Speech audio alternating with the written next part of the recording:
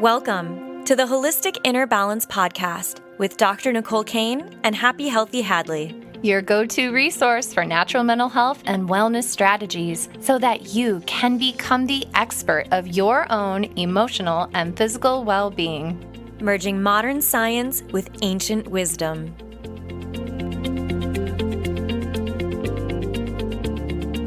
All right, everyone. This is Dr. Nicole, and I'm here with Hadlee. Hello. Good to be back. I have a kind of controversial conversation I want to have today. Are you down? So down. Let's do it. Because, Hadlee and I just sit here and we pontificate back and forth. And I brought up this question and we started having a conversation and I was like, we should just record this. Exactly. I'm all about it. Let's do it. So the question is holistic medicine in danger?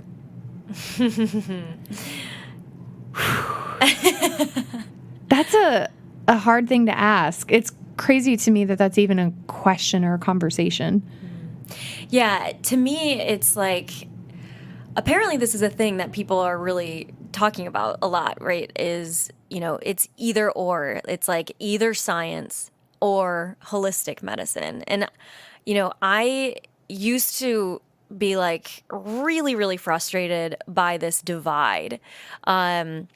And it just made so much sense to me. That's why I went into Ayurveda, is because it made sense to me to have more of a holistic view of the mind, body, even spirit approach, rather than, the more clinical and research-based, which, again, I'm actually a fan of. And since that first introduction to Ayurveda, when I was like, this is so much better, I've realized, no, actually, they're both very valid, and we can bring the two of them together. We can bring the science, the research, all of that in with Ayurveda, and actually there's a lot of really cool research being done that is talking about how modern science is actually proving so much of Ayurveda and what the ancient rishis and ancient Vedic texts have talked about for literally we don't even know how long, at least 5,000 years. Yeah. So it's really cool because modern science is bringing that in now. But there still is this, like, does Ayurveda work, right? Like, or for you, like, does holistic wellness really Naturopathic work? medicine, herbalism. Yeah, homeopathy, all of these things. Yeah.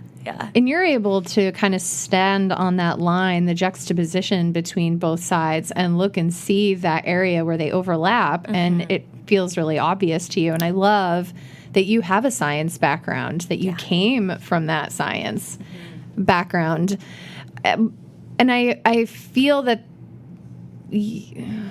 I'm just like kind of thinking out loud here. I just feel like it isn't economically viable in a capitalist society to have the ability to stand on that line and look at both. Yeah.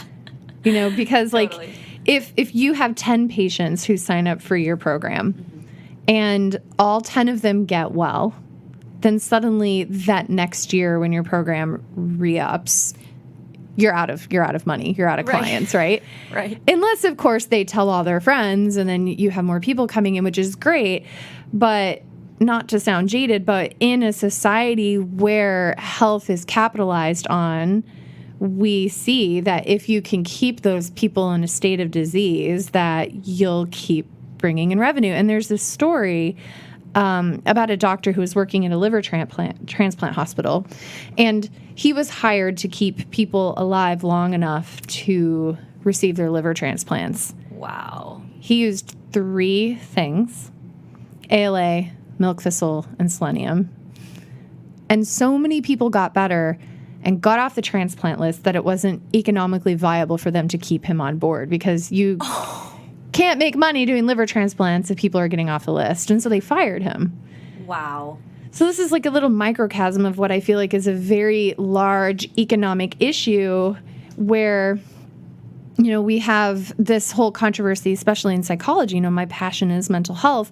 And we have this juxtaposition between the American Psychiatric Association and then the American Psychological Association. And then they can't agree about the relevance of trauma. So you have Dr. Bessel van der Kolk, who wrote The Body Keeps Score, an amazing book. And he's coming at it from a trauma-informed perspective. And so he's proposing to the American Psychiatric Association, add complex trauma to the DSM so that we can diagnose and treat that. And they won't do it, no matter how many research articles, how much clinical evidence comes out, they won't do it. Because there isn't, according to Bessel van der Kolk, right, there isn't a pill for complex trauma, but there is a pill for symptoms of complex trauma like anxiety and depression. And so I'm curious about, is holistic medicine in danger?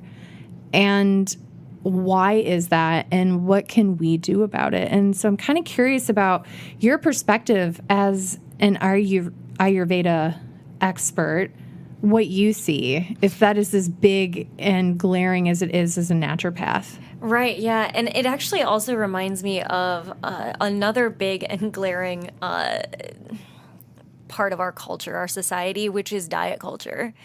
And the diet industry, right, is that they, it's worth billions of dollars. And the more people are trying to go on diets, the psychology behind diets tends to keep you in a loop of you're on a diet, and then you're not on the diet anymore. And then you're back on the diet because you gained weight, or you don't look the way you want to look, or maybe it's you don't feel the way you want to feel, which awesome, okay. But the diet industry has no incentive to get us out of that loop, because the more we're doing their diets and buying their things that, shakes and supplements and all of these things, which those can be great, but when we're on the hamster wheel of that, it keeps us in there. And so it's very similar, I think. I mean, I see a very strong correlation, and really what holistic medicine is trying to do, and what Ayurveda as part of the umbrella of holistic medicine is trying to do, is get to the root. And so much of what we do in our society is just Band-Aids, right? It's just give me a pill, or even just give me an herb, right? Ayurveda can play into this too. This is something that is really common in Ayurveda right now, is that a lot of people just know Ayurveda as different herbs. And it's so fascinating, because traditionally the herbs were kind of there to support the other behavior changes that practitioners were telling their patients to make. But now, even in India, so I've heard, anecdotally at least, is that there are a lot of practitioners who are just the same as a Western doctor. You go in, they prescribe you an herb rather than prescribing you a pill.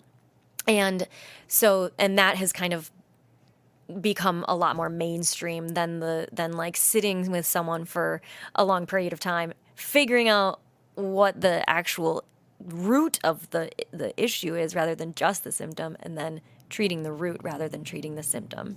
Mm-hmm. So I think I see that a lot in Ayurveda. Mm-hmm. What about you? What do you see a lot in your practice? It's funny that you say that, because we in naturopathic medicine, we have a spectrum of different philosophies, and one end is green allopathy, which is exactly what you're describing. Is you're doing allopathic medicine, which is treating a disease with something else that could cause another disease or change the body's state. You're addressing the pathology.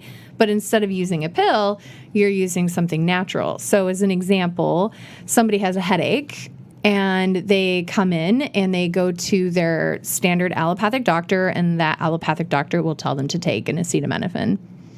If you go to a green allopath, naturopathic doctor, or an Ayurveda practitioner, who uses natural supplements, they may have the same idea. Okay, there's pain. I need to give them an anodyne, so I'm going to give them white willow bark or maybe something else that's cooling to the head. But on the other end of the spectrum in naturopathy, we have people who are completely on the other side of science, and they're more in like spirituality and intuition. And so then you have people on both ends of the spectrum. The more extreme people are having these giant conflicts about, well, you're not looking at the whole person. Well, you're not even paying any attention to science, and you're doing harm.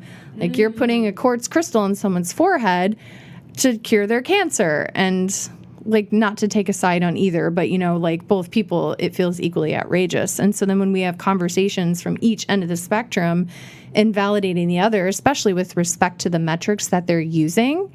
So, like, you can't judge a fish by its ability to climb a tree.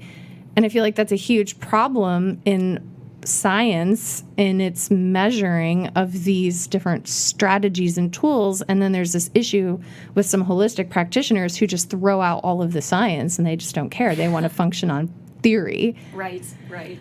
So it's kind of interesting to hear that you're kind of seeing that sort of pill for an ill model or a supplement for a symptom model even in your field where you're practicing. Mm-hmm. Yeah, absolutely. And I think it's really interesting. I think this is maybe a human characteristic that we tend to want to look at things in black or white, right?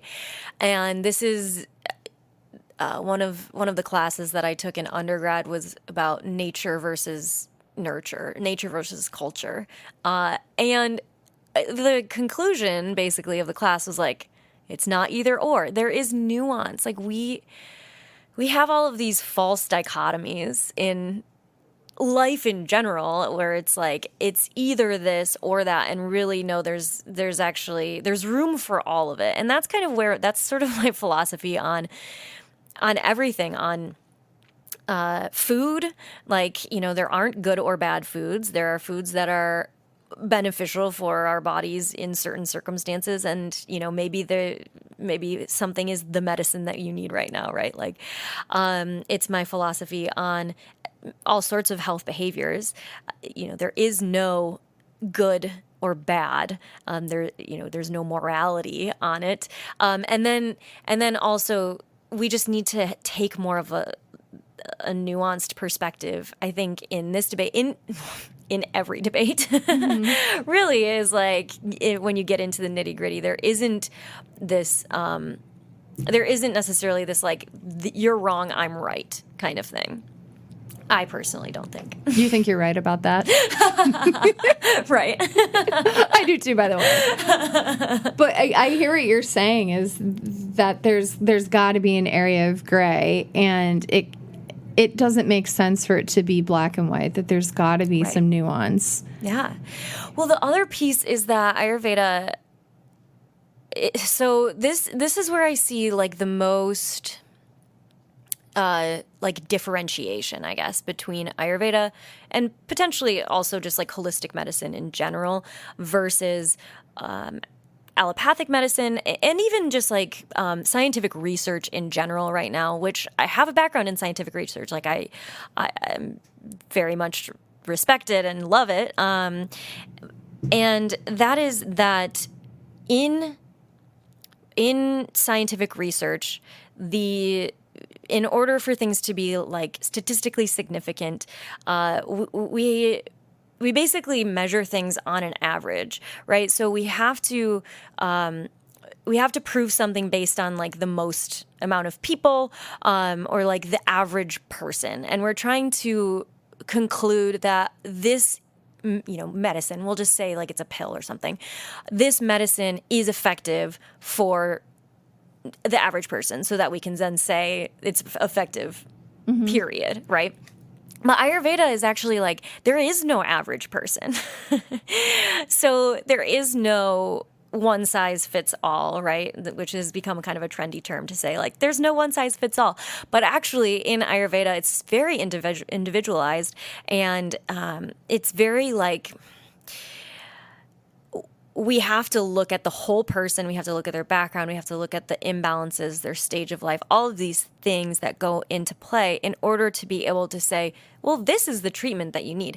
The problem is that we can't prove that a lot of the time with our current Western scientific model because that's just not the model. It's just a different way of looking at medicine, and neither are wrong or bad. Both are totally valid in whatever, in the right circumstance. And so that's, I think, where some of the argument comes in, because we're looking at it on like completely different playing fields here. So if I'm an insurance provider and I'm looking at physician A and I'm looking at holistic practitioner B, right? And I have a patient, and the patient, let's say that they have chronic migraines. And so I look at practitioner A and they're recommending this medication. And then I look at all of the research, and there's tons and tons of research studies that says this works for the average person fairly reliably. And these are the side effects, and this is the risk mitigation. And, so I feel as an insurance company that this is probably an acceptable, reliable route to take. And then I look at clinician B, who uses 20 different types of things. There aren't any research studies that seem to line up and match with this particular patient. And I have no idea. Oh, and here's this other article over here of this rando that said it was dangerous, and they ate 10 gallons of white willow bark and then died. Like, whatever. And so we think of just like an insurance perspective that feels like a little bit more risky. Totally. And so then I'm the patient, and so then my insurance is saying, I put my stamp of approval on this. You don't have to pay extra beyond your insurance premium and your deductible for this, which, by the way, could be a lot for people. I'm gonna help you pay for this. Or you could just go cash pay for this uncertain thing that's over here that's weird. Totally. And so there's a psychology behind it, right? Mm-hmm. Oh, absolutely. Yeah. And, sometimes you can't pay for that at all. Even if you're like, I know that this is going to be more effective, I literally can't afford to do that. And I have to go with what my insurance is providing, that just breaks my heart. Yeah. Like, it's just so unfortunate. And yeah, the interesting piece of it is the lifestyle change things. There's also an argument that people are like, well, people just don't want to change. They just want a pill. I don't know that that's always true. I think people, especially now, I've seen it in the last 5 years, people have become so much more open to lifestyle changes. Even in the past, 2 years, people are like, oh, what I'm doing isn't working, and I need to, figure out how to have a lifestyle that is more conducive to what I actually want out of my life. And so I think people are more open to that, but I think that first of all, there's no insurance covering it. And then also, a lot of times they don't really know what to do next, right? Like, who do I work with? Do I read a book? Do I do this by myself? We're kind of also conditioned to try to go things alone, rather than seeking support. And then there's so much support out there that it's kind of like, there's too many options to actually be able to decide. We get decision fatigue. And so I think that's another piece of it as well. The decision fatigue thing is really interesting. Yeah. There was this research study that was done on jam. I think you and I might have talked about this at one point. Maybe. Jam. Edible jam, like jelly. Yeah. For PB&J.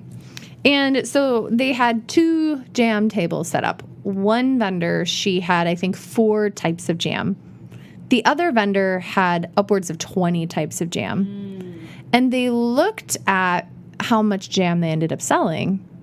You would think that the more options that people had, the more they would buy, but the opposite was true, is that the individual who was selling just a little bit of jam, 4 different types of jam, she brought in significantly more money, more revenue than the lady who had more jam. So the researchers concluded in part to their other findings is that decision fatigue is a big part of it, is it's very overwhelming. And so when you have something that's pretty standardized, like I'm going to go to my doctor, if I go to 10 allopathic doctors, they're all probably going to do about the same thing.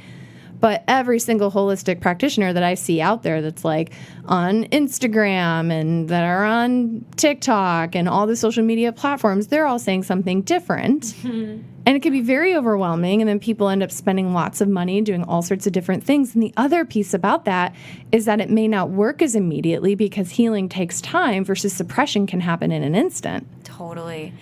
Yeah. Mm-hmm.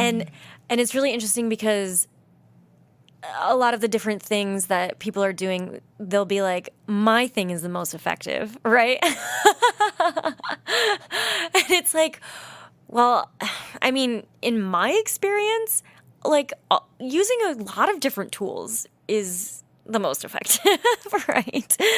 And some things are going to land for some people and they're not going to land for other people. And so I think,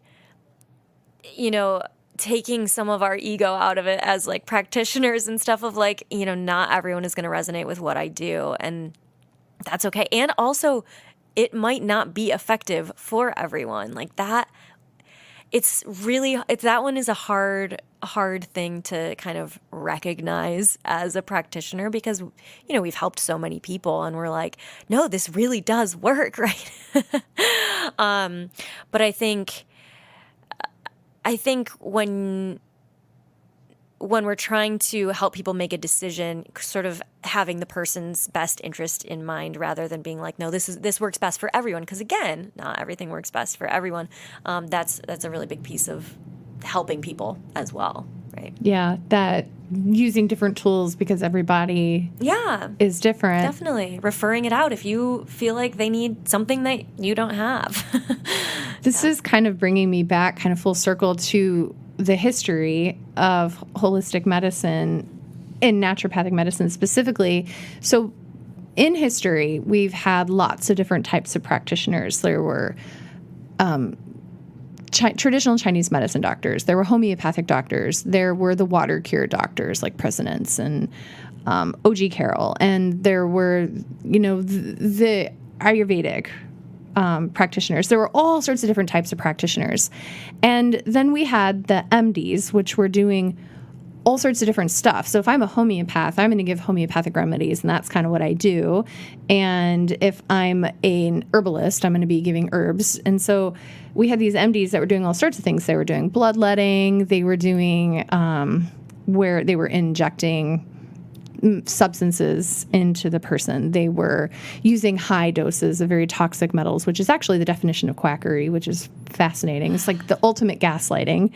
And so they're doing all these different types of modalities. They were giving heroin at that time. Like if you look at a lot of those historical medicine bottles, they're like giving all sorts of stuff, chloroform, whatever. I mean, even recently they were doing lobotomies, like pretty recently. Right? Yeah, like, lobotomization. Yeah, so they were doing surgeries, all sorts of different things. And so what they did is the American Medical Association was established by the MDs at that time for the sole purpose of eliminating accessibility to holistic and alternative medicines.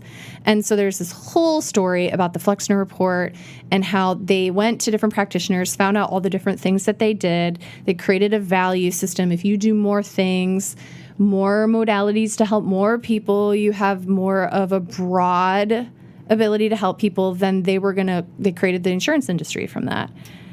And so then the insurance industry was just covering these types of practitioners that were under their umbrella, which goes to what I was saying earlier about the American Psychiatric Association, who owns the DSM, that book we use to diagnose mental health conditions, and then the psychologists who are all about trauma, right? So even back then we had that kind of a dichotomization. We had the AMA that was founded to get rid of herbalism and naturopathic medicine. So naturopathy at that point crashed. And then we saw a resurgence in it, but what's been really interesting to kind of be in this field for the past almost 2 decades is that every time something seems to gain in popularity, that they get rid of it. So, for example, during the most recent infectious event worldwide, lots and lots of people were using something called N-acetylcysteine. Okay. And then there was word from the FDA that they were eliminating N-acetylcysteine from the shelves. Interesting. And then there's tons of people who are using IV B12. And one of my colleagues just went and testified about the importance of allowing us to still have access to IV B12. So when something gets really popular and gets on the radar, then they're trying to get rid of it. So there's this like constant needing to just defend and retain our rights to have access to this kind of medicine. Mm.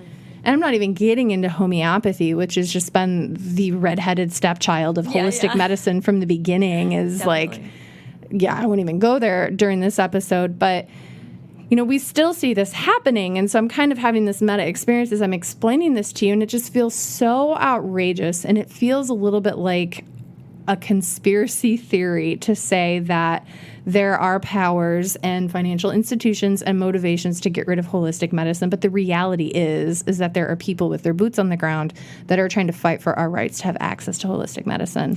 Right. It is so interesting because I do think that it's necessary to have some regulation and stuff as well, because there is some stuff out there that is like, no, like that doesn't actually work. Right.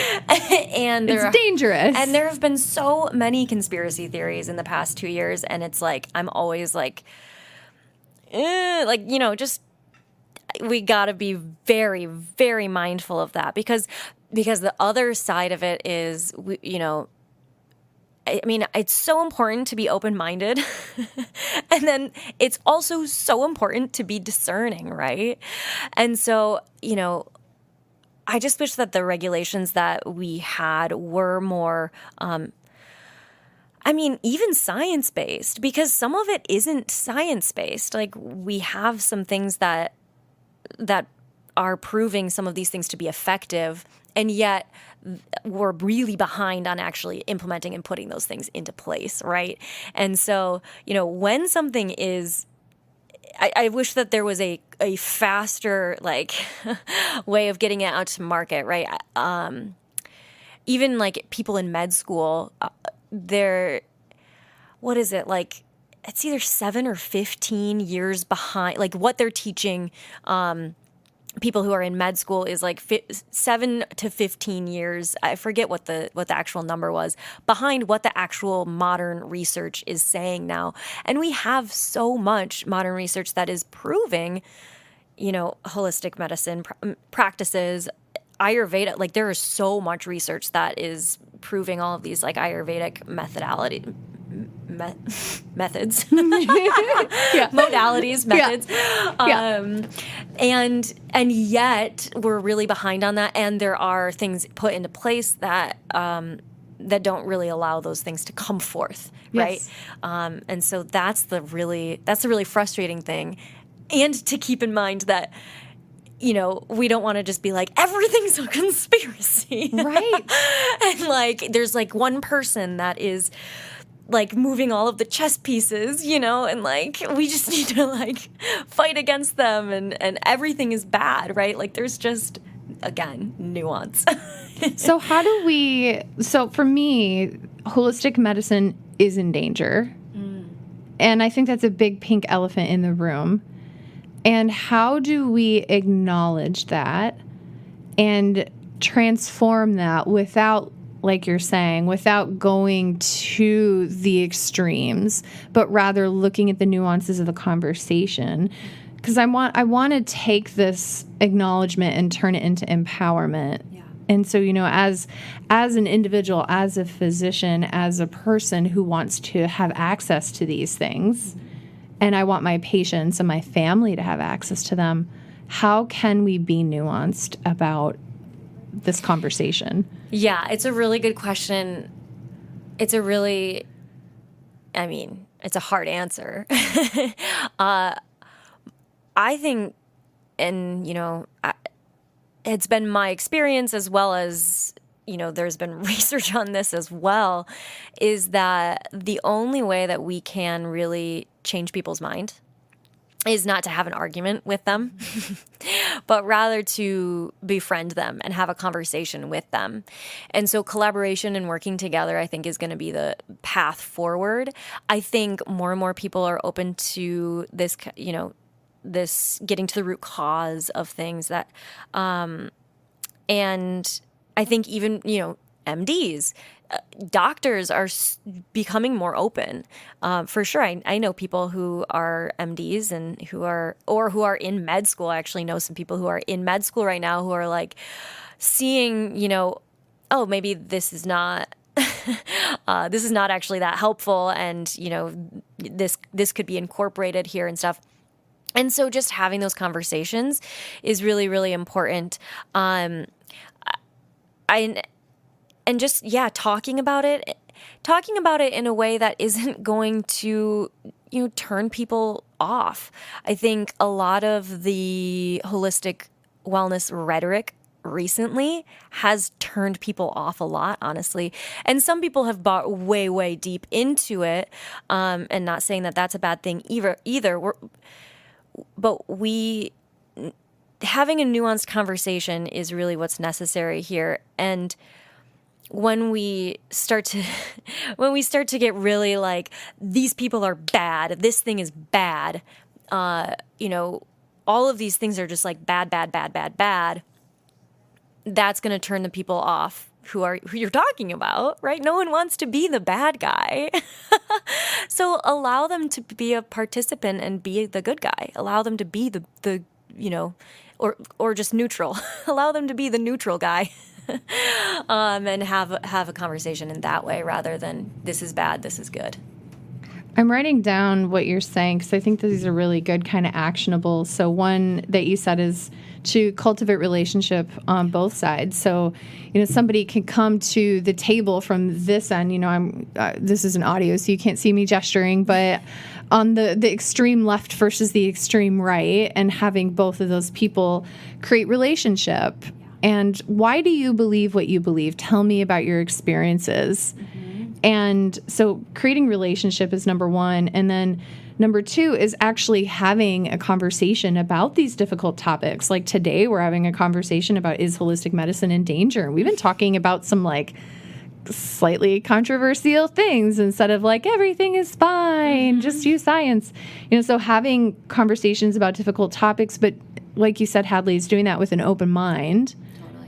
And exploration of nuances, which I really, really like and appreciate, which is something you said at the beginning of this conversation, is it's such a nuanced conversation. Absolutely. And I think there are limitations to what we know. And there's always opportunity for more research. As an example, there was a research study that came out that created all this controversy about vitamin D supplementation. And so they didn't know enough to know what they didn't know. So researchers are, and oftentimes they're different than clinicians who have time working with patients and doing something and seeing what happens, versus a scientist in a lab is brilliant with the scientific method, but maybe they don't have that clinical experience. And so these scientists in a lab gave high doses of a certain form of vitamin D, and it caused plaque to deposit in the arteries. And so then they concluded vitamin D supplementation is not only not useful, but it's dangerous. Oh, wow. So then all these people were like, don't take vitamin D. But then if you bring to the conversation the nuance of that, and well, vitamin D supplementation, yes, on its own can cause plaque to build up in the arteries, but you're not supposed to give it on its own. You're supposed to give it with vitamin A, K, calcium, and magnesium so that it can cross into the bones. And so, yeah, if you use it incorrectly, it could be a problem or not helpful. There's another study about vitamin E. They're like, vitamin E isn't clinically valuable. Well, you're not using the right form at the right dosage. Right. Or somebody can say, like, this Ayurvedic herb, triphala isn't useful for someone with diarrhea. It made it worse. Well, yeah, because usually it loosens the bowels a little bit, so it's not the right match. It's not that it's an unuseful or dangerous plant combination, it's the wrong match. So I love what you're saying, Hadlee, about exploring the nuances and getting information from all the different sides. They can bring their zone of genius to the table and really validate holistic medicine. And I also love what you were saying is kind of avoiding the impulse to create conclusions, because I feel like once I've drawn a conclusion, then I don't have to think about it anymore. I've decided. Totally. This is good, this is bad. The end. Yeah, and that's such a turnoff to the other people. Even it can be a turnoff to the person who disagrees with you, and sometimes it's also a turnoff to the person who's actually like, well, I actually agree with most of what you're saying, but you're saying it in a way that is like, I don't know, like, you're too hard-headed about it, right? You're too stubborn about it. And I think I am an optimist. I tend to believe that more people do believe in nuance than we think. It's usually the people who are the loudest are the people who don't believe in nuance, right? Yes. They're the people who are like, no, it's this, or, oh, it's this. I do think that most people are into nuance. And so, being able to speak to that is not only more helpful for, well, it's not only more true, because it is more true, but it is also more beneficial for actually having a conversation, changing anything that we want to have changed. We have to feel safe to change things, and we have to feel safe to change our minds. So if we're coming at someone with like a different idea than them, with this like really intense way of going about it, which, that used to be my tendency as someone who has a lot of pitta in their constitution, which if you haven't taken the dosha quiz, do that. Quick plug. Yes. That has been my tendency, is to just be like, this is the way it is, very hardcore. And I've learned that it's just not that helpful for almost everything. So the more we can have those conversations, the more we can actually bring in the conversation in a way that honors each other's humanity, right? In a way that honors the insurance agency, the people working there, honors their humanity. The people who are working in pharma honors their humanity. Like, I tend to, again, I'm an optimist. I tend to believe that people are not purposefully doing bad things, right? Like, they think they're doing something right. Sometimes they don't really care about whether it's right. They're just making money off of it. But I do think, like, deep down, people do want to do what is right. And maybe they have layers of trauma over top of that, right? But again, honoring everyone's humanity is, I think, the name of the game here. Honoring everyone's humanity. And so this has been a really great conversation to speak about holistic medicine, to speak about the politics of holistic medicine, the science behind holistic medicine, and to really explore, is holistic medicine in danger? And if so, in what ways? Why? And what can we do about it? And so for me, I feel like the main takeaway of this conversation is the word nuance. Like, I feel like really that's the word that you said, Hadlee, that really sticks out to me is nuance. The second thing that really sticks out to me is to not hold my profession like a secret hostage almost. Because a lot of people in my profession, they don't want to share with the functional community, because there's this like sense of like, we have been fighting in the mud, in the dirt to keep this alive, and we're going to hold on to this, and you're to pry it from my cold dead fingers kind of a thing. And so allowing the world to just have access to this kind of information and not saying like, this is mine, like I get to keep the secret that is holistic medicine, and then be mad that the world doesn't understand it and like it. Classic. Yeah. And then nuance. So for you, is there anything that sticks out? Yeah, I think the nuance is huge here, and really just bringing in, it's a both and. like science, the scientific method, which you guys, I love the scientific method. Same. Please do not get me wrong here. Because the thing is, science and Ayurveda or science and holistic medicine are completely compatible. That's why I love both, because they are actually compatible. To me, there's not even an argument. To me, there's not a controversy. There used to be, and I realized, wait, all of this makes perfect sense together. Like, we can look at this and it all makes absolutely perfect sense. So that would be my takeaway. I love it. It's both and, kids. Thank you so much for listening. And Hadlee, thanks for being on this podcast. I love doing these with you. This is great. I know, it's so fun. Thanks, everyone. See ya. Talk soon.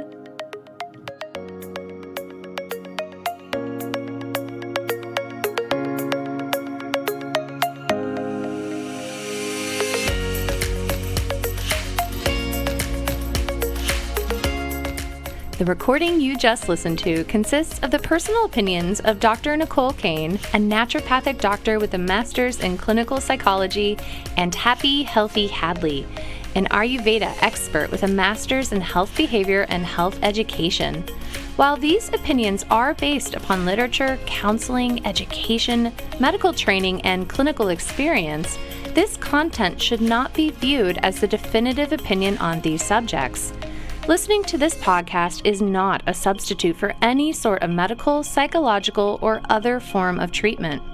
If you are in a crisis, please call 911 or call the National Suicide Prevention Line at 1-800-273-8255. If you are in need of counseling, don't hesitate to make an appointment with a counselor in your area.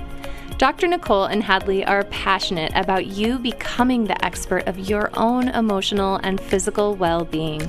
If this resonates with you and you think this podcast would help someone you love, please share it with them. We look forward to seeing you on the next episode of the Holistic Inner Balance podcast.